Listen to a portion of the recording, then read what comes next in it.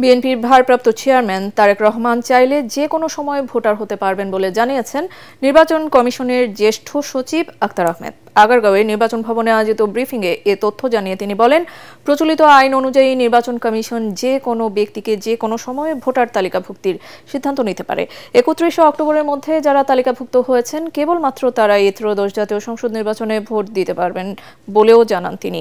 নির্বাচনের আগে নিজের বাবা মায়ের নাম, বয়স, ঠিকানা, ছবিসহ 7 ধরনের তথ্য ভোটাররা সংশোধন করতে পারবে না জানিয়ে আক্তার আহমেদ বলেন, মোবাইল ফোন নম্বর সহ কিছু তথ্য সংশোধনীতে কোনো বাধা নেই।